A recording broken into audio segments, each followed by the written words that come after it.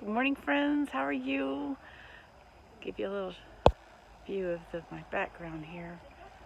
It's incredible. That guy's going fishing. Just went by.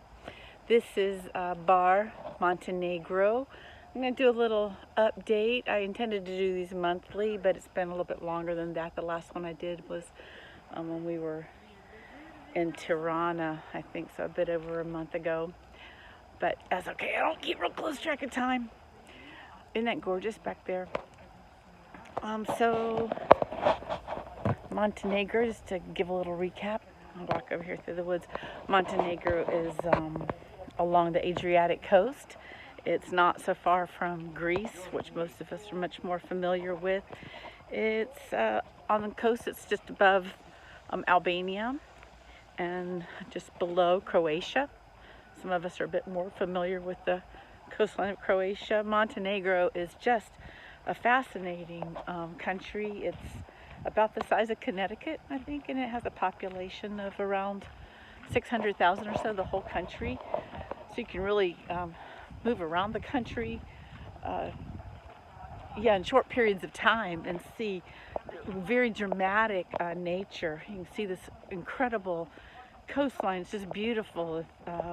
Big mountains that come like right big, like not big like Montana big, but dramatically big, with little villages, kind of cascading on the sides of them. Just really, really gorgeous, and a lot of raw nature and rural villages and things. And the trains, or unlike Albania, that's really lost most of its train system, Montenegro still has trains that go there's a couple of different lines, and they're usually quite empty this time of year. This is off season, but anyway, it's been a really great place to be.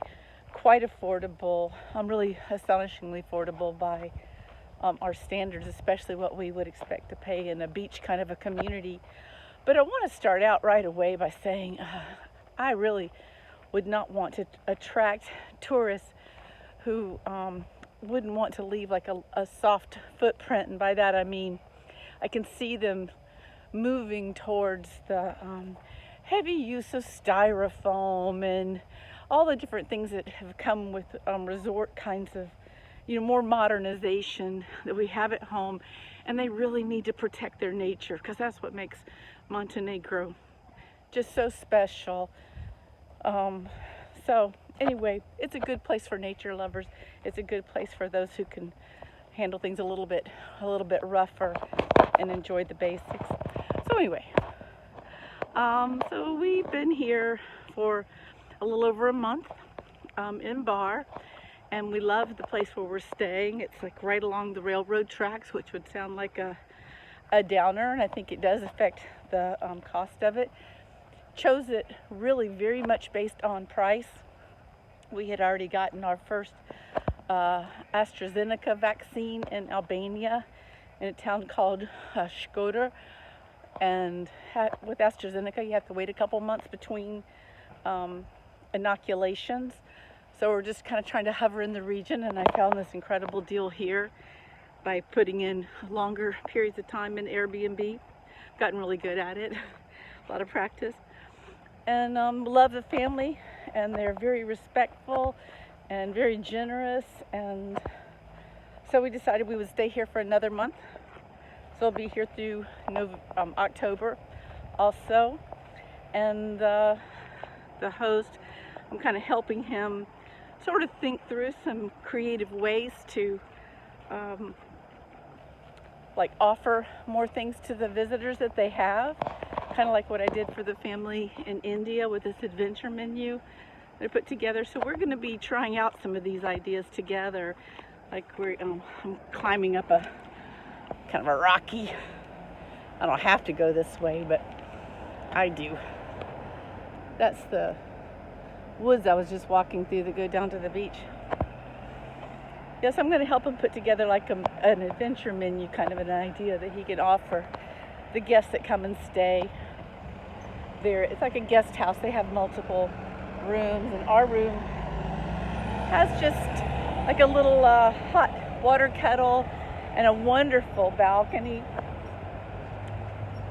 and can look right out, watch the train. The train stops like right in front of our house at a stop that looks a lot like a bus stop. I'm going to stand here for a second. I'm crossing the street and I don't want to get run over, so I'm going to pay attention. But you have roundabouts here, and you do have the right of way of the pedestrian, but I don't take advantage of that with big trucks. Give me just a moment.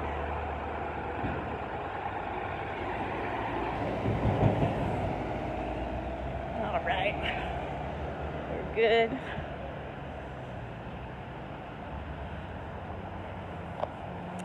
So I find it really interesting with this train because, like, if you look off our balcony and just on the other side of the railroad tracks, you see something that looks like an old-fashioned kind of a bus stop with some benches and kind of a rough little overhang thing. And I can just hop on the train and go either direction. One direction would take me into Bar, like into the center of town. That's kind of like the end of the line pretty much, from what I understand. I haven't done it yet.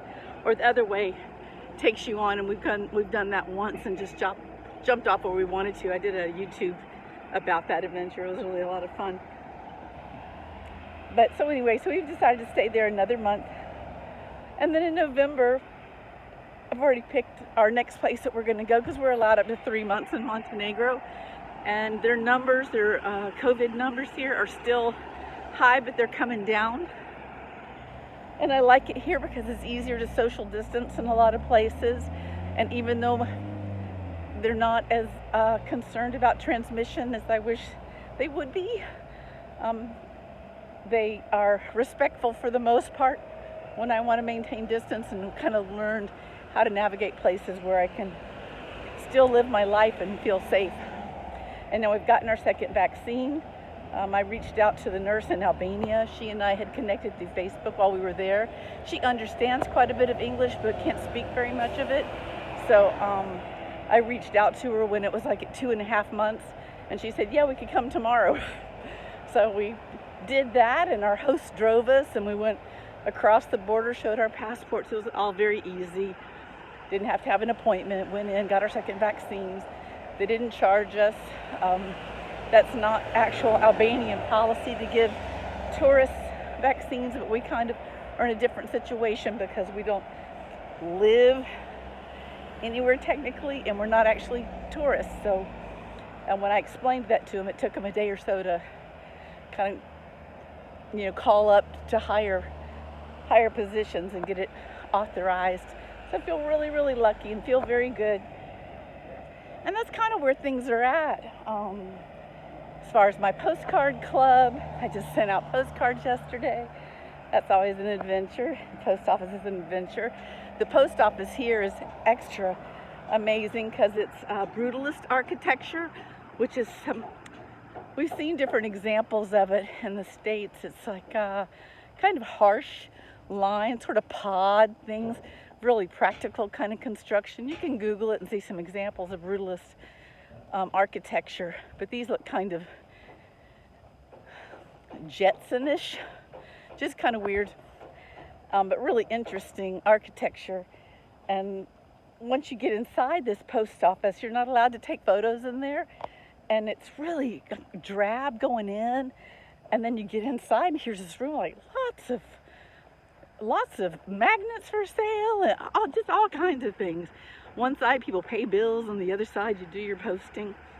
Really interesting. So I've been in there a couple times, so it's not so intimidating anymore. And now that I understand the system better, I'm probably going to be offering some items for sale from things that I found around here, some treasures, my Rhonda's treasure trove. I do have an Instagram page that I use to post those kind of things. It's been still for a long time because it's much harder to do this while I'm living out of a backpack as opposed to when we were in Bulgaria and I ran my little online store out of there. I don't like walking straight into the sun, but I set myself up for this. Ryan and I are meeting at a place that we like to have coffee and play cards. Up here we've got several of those little places that we find. It's become quite the ritual for us. We play a lot of rummy, play morning rummy, we play afternoon rummy, and yesterday we started playing chess. I found a little real lightweight portable chessboard with little magnetic pieces.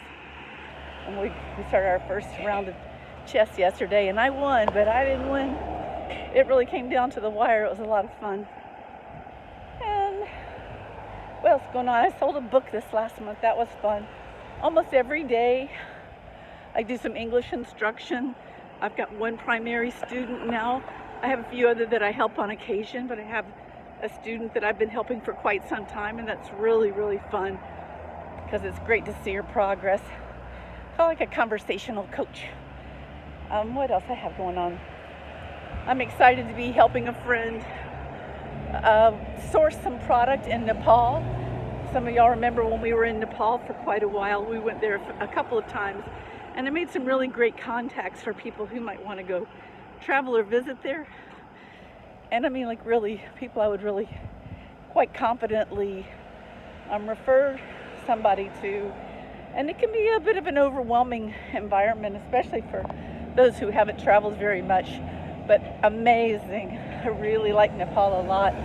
So this friend of mine there, he works with literally hundreds of women who hand knit products in their homes, and then he sells it. And I really like this a lot because they're able to still maintain their home life.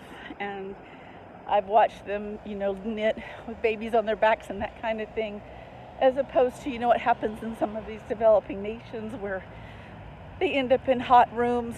It's a struggling lifestyle either way, but I think it's better for them if they're able to work out of their homes. So I feel really good about this, and I'm currently writing an order for her and in communication between a retail shop owner in the States and Nepal to kind of help navigate that process. I've done this several times. I got that going on. What else I got going on? I got something else I'm forgetting to tell you about. Oh yeah, I've got a podcast interview that's going to be coming up pretty soon. I'm going to cross the street again. Caution, caution. Learning a little bit of... It's okay, go ahead. Learning a little bit of Montenegrin. The language here is very akin to Serbian, which is also Bulgarian. There's a lot of Bulgarian words in there. I think learning some of the language here is really going to help me in Bulgaria also. It kind of makes your ear more nimble. So I've been doing quite a bit of that, trying to learn the language. But this podcast I'm going to be doing pretty soon, probably next week. Oh boy, this guy's fixing to do a jackhammer thing there. Let's get out of the way before it gets loud. His name is Pavel. You can find him online as Curious Pavel. He's a young guy that does a lot of YouTube clips and stuff. Turns out he's from Bulgaria. Came in contact with him through another lady who also is an author and also did a book about light travel and the advantages of traveling with a light pack and the freedom that it affords you if you pack light. And so that's how she and I connected. I don't remember exactly how. I think she might have found me through my hashtagging. But anyway, she did an interview with him on his podcast, and that's how I found him. And then I started following him and commenting on various things. And then he made the suggestion that perhaps he'd like to interview me. So I'm excited about that. It was a couple of weeks ago that he asked, and I've just been kind of thinking about it before we actually schedule it, what I want to talk about, which I think is mostly the lifestyle itself. Yeah, what else do I want to tell you? I think a lot of people probably have questions about our house in Bulgaria. We are very excited to return to Bulgaria when it's the right time. The borders between here and Bulgaria have been very restrictive because of the COVID realities, and I very much respect that. So we're just following, the path of least resistance, staying healthy, staying careful, and enjoying things the best we can. I'm in close communication with friends in Bulgaria. Haven't had anybody check out the house. If there's something wrong. I'm not going to ask anybody to solve our problems anyway. I'm really don't expect and hope that no one's messed with our stuff. We don't have much stuff anyway. So it's really more for me about the relationships in our village that we've built, and liking those people, both the locals and the expats, and looking forward to getting back into that community for a bit and doing more. I think we'll probably end up back there in the spring. We're only allowed there 3 out of 6 months at a time, you know. It's like 6 months total out of the year, but we can kind of space it out how it works for us. So because it's the most pleasant in the spring, and then I can work some in the garden and that kind of thing. That's what I want to talk about a little bit. I do expect to be out of the sunshine.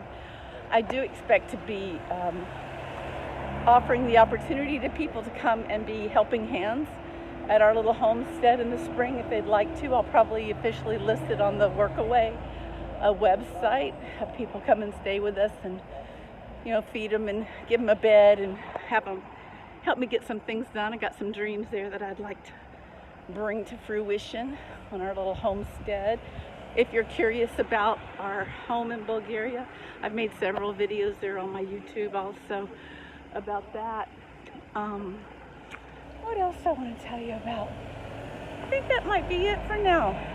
Hope you're all doing really well. Appreciate you rambling with Rhonda. I've kind of adopted that lately as my hashtag. It's kind of all-encompassing, and I think that's it. Have a wonderful day, friends. Take care of yourselves. Have patience with each other. It's been hard all around. I know. I love you. Ciao.